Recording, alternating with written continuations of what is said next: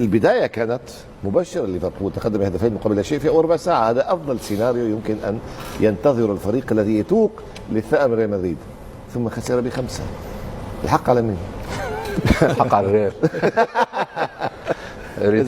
اذا مشيت شعره بالشوط الاول، اللي ما يحب الريال شو يعمل في الشوط الثاني؟ اتفرجت على الماتشات، يروح يزرع الشوط الثاني، اتفرجت على الماتشات بتاع الموسم الماضي بتاع دوري الابطال.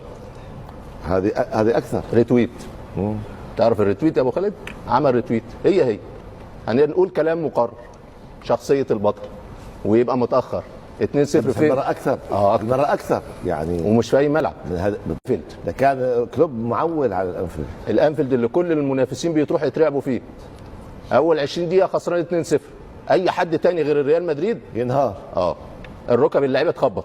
انما لا، عنده لاعبين كبار، وثلاث لاعبين خاصه، مودريتش، فينيسيوس، بنزيما. وهو قالها كلوب في التصريح، قال الفريق لا يقلق لو تعرض لاهداف، لو تعرض لفرص. ما بيفقدوش الثقه في نفسهم يا ابو خالد ولا لحظه ولا ثانيه. 2-0، واللي بيبحثوا على البيلد اب خطا من كورتوا، ترجمه صلاح الهدف الثاني. 2-0 وقلنا خلاص ده ثلاثه، ده جاي الثالث وجاي الرابع. هنا فينيسيوس لحظه من اللحظات، الفريق مش يلعب الكره وان تاتش، المفروض بيلم ويرقص المهاجم، انما خبطت في فينيسيوس. و2-2 دخلنا المباراه. الشوط الثاني فريق واحد بس نزل من اوضه اللبس، وهو الابيض، ريال مدريد. كل اللعيبه بتتفرج على ميليتاو ويحط بالهدف الثالث، وقلب بقى سيرك يا ابو خالد، سيرك. ريال مدريد لو المنافس بتاعه ضعيف ما بيرحموش.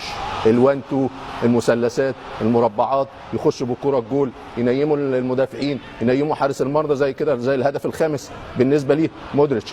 ده 37 سنه، اللي بيجري 18 سنه. شوف فرق السرعه والقوه.